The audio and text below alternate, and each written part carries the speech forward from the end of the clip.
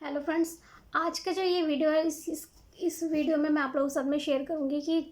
कैसे अगर आपके घर में कोई कोविड पॉजिटिव इंसान है तो कैसे सिचुएशन हम लोग हैंडल करें और कैसे अपना को सेफ रखते हुए उनको भी केयर करें और किस टाइम पे रहते मतलब जो जो गलतियां मैंने इस टाइम पे करी है ना, जैसे हम लोग से जो भूल हुई है कि कहाँ किस लेवल पे जाके हमें ऑक्सीजन की प्रॉब्लम स्टार्ट हो जाती है तो फिर हमें हॉस्पिटल की ज़रूरत पड़ती है। तो हम क्या ऐसा करें कि हमें उस लेवल तक पहुंचने से हम बच जाएं, या फिर अपने घर में, क्योंकि बहुत सारे ऐसे वीडियो फेसबुक पे यूट्यूब पे भरमार है, मतलब हज़ारों करोड़ों वीडियो इस टाइम आ चुके हैं कि कैसे आपको क्या करना है, कैसे करना है। लेकिन जो सबसे बड़ी बात होती है ना कि जो हम लोग शहरों में रहते हैं, जो मिडिल क्लास फैमिलीज़ होती हैं, उनके घर बहुत लंबे चौड़े नहीं होते कि हम इतना सुविधा दे सकें कि खुद को सेपरेट कर लें या पेशेंट को बिल्कुल अलग कर दें या फिर उनको अटैच वॉशरूम हो। हर घर में ऐसी सुविधा नहीं है। तो जो बेसिक चीज़ें होती हैं ना, तो वो तभी सामने आती है जब हम खुद उसको फेस कर रहे होते। तो इस टाइम पे मैंने ये सारी चीज़ें जो फेस करी है ना, तो मैंने चाहा कि जो मुझे लगा ना कि शायद ये गलती अगर मैं नहीं करती तो शायद ये सिचुएशन आज हम लोगों के साथ में नहीं होती, या किस तरीके से मैंने खुद को भी थोड़ा अभी तक बचा के सेफ़ रखी, इनकी केयर करी है, या बच्चों को मैंने कैसे सेफ़ रखा। ये सारी चीज़ें जो है ना, मुझे लगा कि मतलब ये मुझे शेयर करने की, मुझे ज़रूर शेयर करनी चाहिए, शायद किसी की हेल्प हो। या जैसे अब अपनी गलतियों से इंसान सीखता है ना, तो ये जो होता है ना, जब ज़मीनी हकीकत सामने आती है, प्रैक्टिकल जो हम लाइफ अपनी जीते हैं, तो उससे हम जो सीख लेते हैं, तभी हमें ठोकर खाने के बाद में थोड़ी अकल आती है। तो तभी हम कई चीज़ें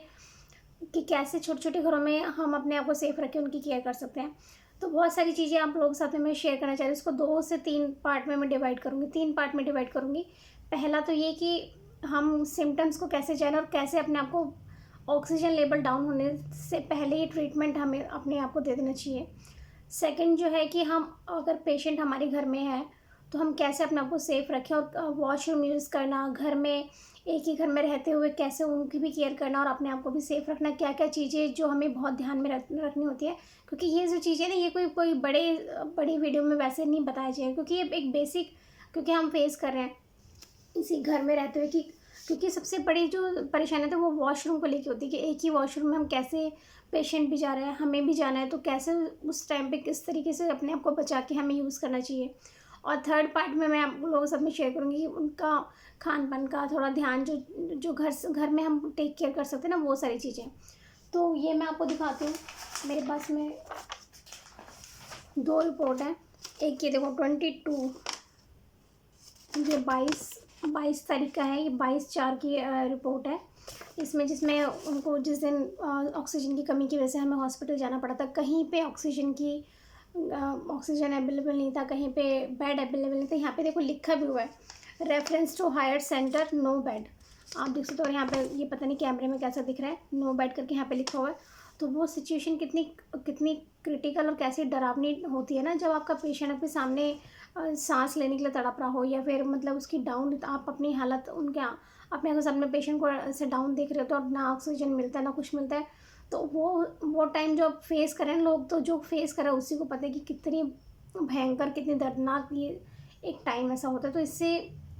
कैसे, मतलब मैं अपनी गलतियों से जो सीखी हूँ ना, मैं बस वही आप, मैं कोई एक्सपर्ट नहीं हूँ, कोई बहुत बड़ी या मैं शोधकर्ता या ऐसा वैसा कुछ नहीं है, लेकिन मैं अपनी गलतियों से जो मुझे लगा ना जी, यहाँ पे अगर हम ये लोग गलती नहीं करते तो शायद ये सिचुएशन नहीं होती। और वैसे भी बहुत, जैसे डॉक्टर से बोल रहे हैं, बहुत सारी वीडियोज़ में जो एक्सपर्ट हैं वो भी बोल रहे हैं, तो उनसे जो बातें मैंने सीखी है ना, जो बिल्कुल मैच किया है कि अपने केस में कहाँ कहाँ हमसे गलती हुई है, तो मैं बस आप लोग सब में वही शेयर करना चाहूँगी। और जो सेकंड चीज़ है, जो शायद मैं अपने एक्सपीरियंस से बता रही हूँ कि घर में, छोटे घर में कैसे मैं अपने को सेफ रखे, मैं अपने हस्बैंड की केयर कर पाई। तो पहले बात करते हैं, हमारे हस्बैंड को, मतलब मेरे हस्बैंड को कहाँ से प्रॉब्लम शुरू हुई। उनको मतलब ये तो 22 तारीख को ऑक्सीजन वाली बात पहुँच गई थी। तो हमें सबसे पहले ध्यान रखना ना कि फ़ीवर अगर हमें हल्का भी आ रहा है ना, तो इस चीज़ को हमें बिल्कुल ये नहीं सोचना कि शायद ये तो वायरल होगा या फिर मौसम की चेंजिंग की वजह से ऐसा फ़ीवर मुझे आ रहा है। हमें उसको कोविड लेके ही चलना है। अगर आप कोविड लेके चलेंगे ना, तभी आप अपने आप को इस टाइम पर जो प्रलय आ रही है ना कोविड वाली, इससे बचा सकेंगे। क्योंकि अगर आप कोविड सोच के चलेंगे ना, तो आप थर्ड डे से, मतलब फर्स्ट डे देखें हल्का फीवर है, सेकेंड डे नोट करें, थर्ड डे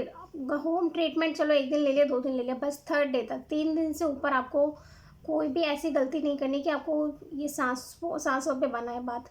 तो 4 डे अगर आप देख रहे हैं, जब अगर आपके नए बुखार होता है तो 2 से तीसरे दिन, थर्ड डे आप अपना बस डॉक्टर पास चले जाओ। किसी भी अच्छे हॉस्पिटल में जाके, या किसी भी जो मतलब अच्छे डॉक्टर होते हैं ना, जो ये होते हैं एमबीबीएस होते हैं, जो भी होते हैं, किसी चाहे लोकल एरिया में आपके यहाँ पे जो अच्छे डॉक्टर में बैठते हैं, या किसी हॉस्पिटल में जो होते हैं, उनके पास आप जाओ, उनसे उनको सजेस्ट करो, और अपने आप को कोविड पेशेंट की तरह ही ना, वो लोग आपको उसी तरीके से मेडिसिन दे देंगे, तो तब से आप ट्रीटमेंट शुरू कर देंगे। क्योंकि अगर आपकी फीवर 5 से 6 या 7 दिन आप अपने घर में गुजार दिए ना, ये ज़रूर फिर आपको कोविड जो है ऑक्सीजन लेवल पर बात आके रुक जाती है, क्योंकि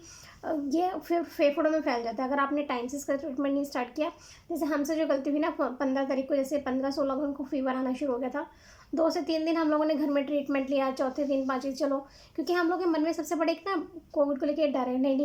नहीं अगर मुझे कोविड हुआ तो, नहीं मुझे कोविड नहीं हुआ, ये शायद वायरल फीवर है, हम लोग ये सोच के चलते हैं कि नहीं मुझे कोविड नहीं हुआ होगा। लेकिन यहीं हम गलती करते हैं, हम लोगों को ये सोच के चलें कि हाँ अगर ये नॉर्मल भी है ना तो ये कोविड ही है, तभी हम अपने आप को, अपनी फैमिली को सेव कर पाएंगे।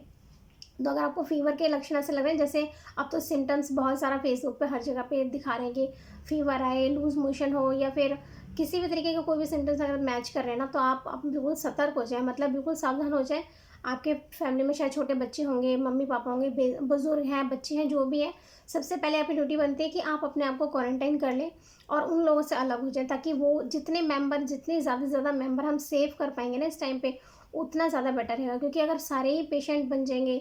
तो कौन किसकी कैसे केयर करेगा, तो कौन किसको कैसे संभालेगा। और बाहर की सिचुएशन तो अभी किसी से छुपी नहीं कि बाहर कितनी क्रिटिकल टाइम चल रहा है,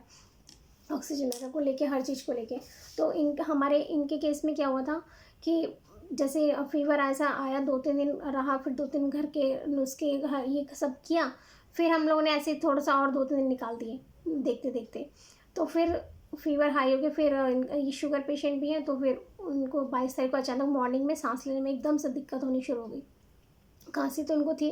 तो खांसी के लिए काढ़ा वगैरह मैं वो सारी चीज़ें भी दे रही थी, लेकिन वही गलती करी ना, अगर मैं यही चीज़ 3 दिन पहले हम लोग डॉक्टर पे चले जाते तो ये चीज़ शायद ना फेस करनी पड़ती। तो काढ़े वाढ़े के चक्कर में ऐसे करते थे, 5 से 6 दिन हम लोगों ने निकाल दिए। फिर वही क्रिटिकल कंडीशन हो गई,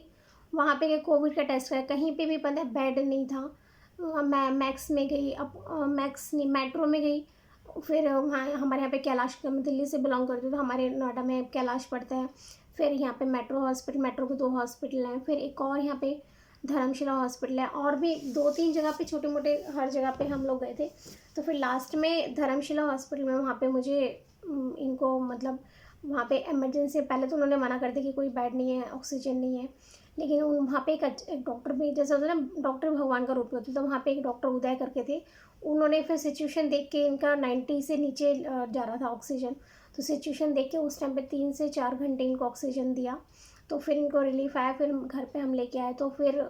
इनको थोड़ा रिलीफ हुआ, फिर हम लोगों ने घर में इनका ट्रीटमेंट उस तरीके से स्टार्ट किया, और अब ये काफ़ी हद तक ठीक है, मतलब 12 से 13 दिन हो चुके हैं इनको ट्रीटमेंट लेते हुए। तो गलती जो हम करते हैं ना, हमें बिल्कुल भी होम ट्रीटमेंट पे नहीं रखना, 2 से 3 दिन के बाद हम डॉक्टर सलाह लेके, और अगर हमें तुरंत ट्रीटमेंट मिल जाएगा ना, तो आप यकीन मानिए आपको ऑक्सीजन वाली प्रॉब्लम तक फेस नहीं करना पड़ेगा, हम भगवान की दुआ से घर पे ही ठीक हो जाएंगे। तो लापरवाही हमें बिल्कुल नहीं करनी, और टेस्ट के वेट में नहीं बैठना। हाँ, सबसे बड़ी बात है कि आपको टेस्ट के वेट में नहीं बैठना कि मेरा तो पॉजिटिव आएगा तो हम चेक कराऊंगी, फिर उसके बाद में हम ट्रीटमेंट शुरू करेंगे, तो ये आपको बिल्कुल भी नहीं करना। टेस्ट अपनी जगह पे होता रहेगा। जैसे इनका जो टेस्ट था फर्स्ट, जो मतलब इतनी क्रिटिकल कंडीशन होने के बाद में भी 22 तारीख को जो हम लोगों ने टेस्ट कराया ना, फर्स्ट कोविड का टेस्ट इनका नेगेटिव आया था। नेगेटिव आने के बाद में मुझे तो कोई खुशी थी नहीं, क्योंकि मुझे पता था कि ये कोविड पेशेंट, मतलब कोविड इनको हो ही रखा है, क्योंकि इनके सारे सिम्टम्स, इनकी सांस पे इतनी प्रॉब्लम। फिर हम लोगों ने तुरंत वहाँ पे सिटी स्कैन करवाया, फिर सिटी स्कैन की, देखिए ये सिटी स्कैन की रिपोर्ट है, इसमें फिर उनका कोविड का जो पूरा उसमें था कि कोविड हाँ इनको है, इसमें क्लियर हुआ। तो तब से फिर सारी मेडिसिन वगैरह प्रॉपर जो था वो सारी शुरू हुई। दूसरी बात, फिर बात आ जाती है हमारे घर में बच्चे होते, तो हमें सबसे पहले हम लोगों का ये ड्यूटी बन जाती है कि सबको हम अलग अलग कर दें। अगर सबका टेस्ट करा लें, जैसे भी करा लें, अगर आप वो नॉर्मल है, सब कोई सिम्टम्स नहीं है, अच्छे से आपको लग रहा है कि हाँ ठीक है, अब बेटर होगा कि आप सबका टेस्ट करा लें, और फिर जो जो नेगेटिव आए उनको फिर अपने से अलग कर दें। मैंने जैसे अपने बच्चों को दोनों को अलग भेज दिया, एक को नानी के घर भेज दिया, एक को चाची के घर पे भेज दिया, क्योंकि वो होता है ना कि हम खुद पे तो बर्दाश्त, फिर अगर मैं सभी बीमार पड़ जाएंगे तो कौन किसकी कैसे केयर करेगा। फिर मैंने अब घर पे मैं और हस्बैंड है, मैं इनकी केयर मतलब फ्री होके कर पा रही हूँ, क्योंकि सबसे बड़ी टेंशन थी बच्चों को घर में रख के मैं कैसे केयर कर पाऊँगी। एक छोटा सा घर है, एक ही वॉशरूम है उनको, क्योंकि मैं तो चलो समझदारी से काम करूँ, लेकिन बच्चे तो इतनी समझदारी से नहीं हर जगह घूमेंगे, वॉशरूम वगैरह यूज़ करेंगे ना। तो सबसे पहले बड़ी बात ये होती है कि अपनी परेशानी को बढ़ने ना दें। 2 दिन के बाद में तीसरे दिन आप डॉक्टर पे चले जाएँ। अगर 2 दिन में आपको रिलीफ नहीं मिल रहा ना, थर्ड डे आप डॉक्टर पे जाके बस आप ट्रीटमेंट स्टार्ट कर दीजिए। तो भगवान का आशीर्वाद रहा तो आपको ये ऑक्सीजन और ये मतलब हॉस्पिटलाइज़ होने की ज़रूरत नहीं पड़ेगी, आप घर पे ही ठीक हो जाएँगे। और अपने जितने भी फैमिली मेम्बर हैं उनको अपने से दूर कर दीजिए, अगर पॉसिबल है तो। नहीं पॉसिबल है तो फिर कोई रास्ता नहीं है, फिर हम अपने अपने एक अलग कमरे में उनको सेपरेट अपना रखिए। और कैसे सेकंड जो चीज़ है कि हम कैसे पेशेंट का ख्याल रखें। सबसे बड़ी बात कि जिस रूम में पेशेंट है ना, वहाँ पे जितना कम से कम हो सके आप आना जाना करिए। जितनी चीज़ें हो सके डिस्पोजल रखिए। डिस्पोजल प्लेट हो गई, डिस्पोजल ग्लास हो गई, छोटी बड़ी जैसी भी प्लेट्स हैं आपके पास में ना, कोई भी बर्तन में इसमें प्लास्टिक के चम्मच, सारी चीज़ें डिस्पोजेबल मंगा लीजिए मार्केट से, ताकि उनको आपको धोना ना पड़े। धोने के जाएंगे तो फिर उसका और वो फैलेगा। किचन में वो बर्तन किचन में की तरफ तो लेके ही ना जाएं।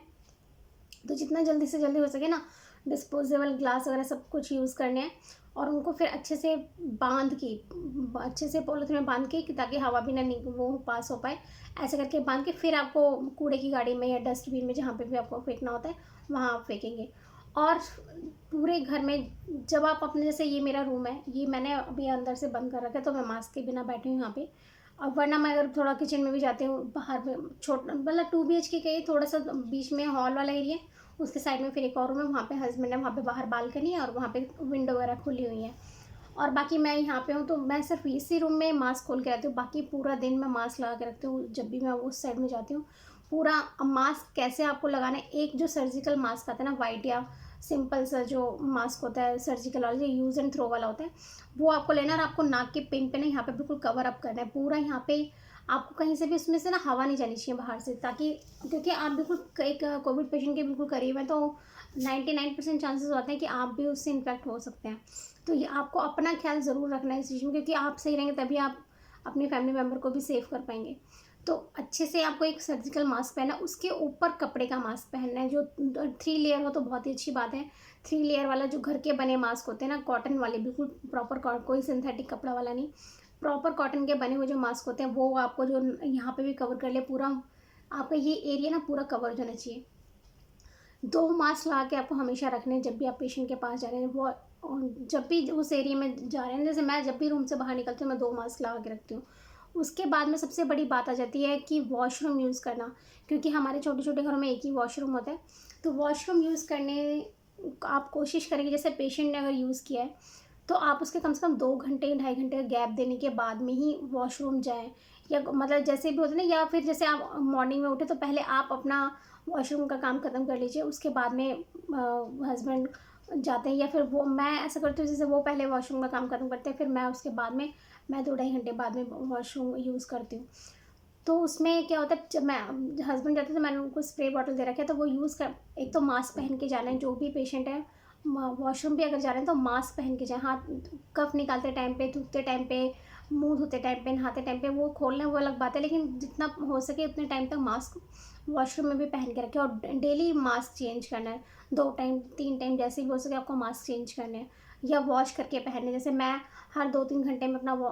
मास्क धो के फिर उसको सुखा देती हूँ, फिर दूसरा पहन लेती हूँ, ऐसे करके चेंज कर, क्योंकि मैं बार बार उसी एरिया में घूम रही हूँ ना, इस चीज़ को ध्यान में रखते हुए। तो वॉशरूम में वो जाते हैं तो मैंने उनको स्प्रे बॉटल दे रखा है सैनिटाइज़र का, तो पूरा वो स्प्रे हवा में भी, क्योंकि जैसे डॉक्टर्स भी बोलते हैं ना, जैसे हम छींकते टाइम पे वहाँ पे खांसी भी उठ रही है तो हवा में भी पार्टिकल्स सारे वो हवा में मिल जाते हैं। तो हमें हवा में भी स्प्रे करना है, पूरी वॉल्स पे स्प्रे करना है, नल में स्प्रे करना है, जहाँ जहाँ पे भी पूरे वॉशरूम, क्योंकि छोटे छोटे वॉशरूम होते हैं तो आपको पूरा एरिया वो वो कर देना, स्प्रे कर देना जब आप वो यूज़ करके वहाँ से निकल रहे हो उस टाइम पे। उसके बाद में फिर मैं जब जाती हूँ तो मैं भी पहले मास्क पहन के जाती हूँ, बिना मास्क के मैं वॉशरूम में नहीं एंट्री करती, मास्क पहन के जाती हूँ। फिर वहाँ पे आधे घंटे पहले मैं पहले क्या करती हूँ, जो हार्ड केमिकल वाला होता है ना, जो सरफेस क्लीन वाला होता है, वो वाला छिड़क देती हूँ वहाँ पे टैप के ऊपर, हर जगह के ऊपर वहाँ छिड़क देती हूँ। फिर उसके बाद में मैं नॉर्मल जो सैनिटाइज़र होता है उससे हवा में मैं भी करती हूँ वो स्प्रे सारी जगह पे क्लीन वगैरह करके, फिर मैं जा लास्ट में इस कपड़े वपड़े धोने का सारा काम करके, जो जैसे इनके कपड़े होते हैं, कुछ भी मुझे धोने वाला काम होता है, तो मैं वहाँ पे सारी चीज़ें पहले धो वो के उसके बाद में फिर अपना मास्क खोल के लास्ट में नहाती हूँ। और इनके जो कपड़े होते हैं वो मैं कैसे वॉश करती हूँ, जैसे मैंने एक बाल्टी में पानी लिया, उसमें 2-3 चम्मच सर्फ़, ज़्यादा करके सर्फ़ डाला, और उस इनके कपड़े जो भी धोने के लिए होते हैं, चाहे तकिए का कवर हो या चद्दर, चद्दर भी मैं 2-2 दिन पे बदल देती हूँ। फिर इनके जो भी कपड़े होते हैं ना, उसको मैं उस पानी में डाल के, डिटॉल डाल के पूरा ओवरनाइट, एक रात को भिगो के, बाल्टी जैसे बालकनी में बाहर रख देती हूँ, उसमें इनके कपड़े डाल के पूरी रात भीगे रहते हैं। फिर मॉर्निंग में जब मैं नहाने आती हूँ तब वो बाल्टी लाके फिर मैं उस कपड़े को वॉश करती हूँ। फिर धोने के बाद में फिर डिटॉल के पानी में डाल के बाहर रख के 2-3 घंटे बाहर में रख के फिर उसको धूप में मैं सुखा के तब वो कपड़े अंदर मैं लेके आती हूँ। आप देख सकते हैं यहाँ पे पूरा मेरे बेड पे कपड़े, क्योंकि मैं ये पूरे किसी में मिक्स नहीं कर रही, हर जगह मैं हाथ भी नहीं लगा रही, जितना पॉसिबल हो रखा है मैं मतलब दूर पूरी चीज़ों से रह रही हूँ, क्योंकि क्या ना, जितना ज़्यादा चीज़ों को टच मैं करूँगी उतना प्रॉब्लम होगी, तो मैं ज़्यादा चीज़ों को टच भी नहीं कर रही। तो ये तो बात हो गई कि आपको कैसे घर में सेफ़ रहना है और अपनी सेफ्टी ज़रूर रखनी है, अपने खाने पाने पे ध्यान रखना है, जो मतलब जो केयर वाला भी है, पेशेंट की तो हमें करनी ही करनी है, लेकिन जो केयर करना उस अपनी, जैसे जैसे मैं हूँ, मैं अपना भी ध्यान रख रही हूँ। मैं विटामिन सी के कैप्सूल भी ले रही हूँ और एंटीबायोटिक भी ले लेती हूँ, जो कि मतलब जो डॉक्टर भी बोलते हैं कि कोई परेशानी नहीं करेगा। तो अभी मतलब, क्योंकि अगर अगर मैं हो भी जाऊँ ना, तो मैं बॉडी मेरी इतने, इम्यूनिटी मेरी इतनी स्ट्रॉन्ग रहेगी, या मैं अंदर से इतनी स्ट्रॉन्ग रहूँ कि मुझे मेरा कोरोना भी कुछ अभी ना बिगाड़ पाए। तो मैं उस चीज़ को माइंड में लेके चल रही हूँ, बाई चांस अगर मैं भी पॉजिटिव होती तो कम से कम इतना मेरी इम्यूनिटी स्ट्रॉन्ग रहे कि मैं उससे लड़ पाऊँ। तो मैं गर्म पानी, जो भी चीज़ें हैं मैं सारी वो अपनी मतलब यूज़ कर रही हूँ डेली, मैं भी अपने हिसाब से, कि जहाँ कि मैं भी सेफ़ रह सकूँ, मैं सही रहूँगी तभी तो मैं सबको ठीक रख पाऊँगी। फिर उसके बाद में आ जाती है पेशेंट के ख्याल रखने की बात। भाई पेशेंट का ख्याल, देखो ऑक्सीजन वाली जो वहाँ पे, तो वो भगवान का आशीर्वाद है कि हमें मिल गई थी 3 से 4 घंटे, हॉस्पिटल वालों ने ऑक्सीजन इनको लगाया तो इनको थोड़ा रिलीफ मिला, फिर घर पे लाके वरना उस टाइम आप हालत ना मैं बता नहीं सकती, मतलब कितना, जब पेशेंट अपने सामने ऐसा हो ना कि आप इतने मजबूर हो जाते हैं ना, ऐसा लगता है कि दुनिया में कुछ भी नहीं है, मतलब कोई हेल्प पैसे से किसी से भी तरीके से, आप राजनीति की बात तो छोड़ी, तो खैर कोई सा भी नेता हो, कोई सी भी पार्टी हो, सब हमेशा पिसती आम जनता ही है, जैसे पिसते हम जैसे लोग ही हैं। क्योंकि क्या है ना, हम लोग इतने मजबूर होते हैं, हम अपने अ, अच्छा उसको लेके चलते हैं ना, क्या बोलते हैं, अनुशासन को लेके या फिर अपनी अच्छाइयों को लेके, कि हाँ वो सब चीज़ें लेके चलते हैं, तो हम मिडिल क्लास वाले हमेशा पिसते हैं। बाकी अपर वाले उनको तो कोई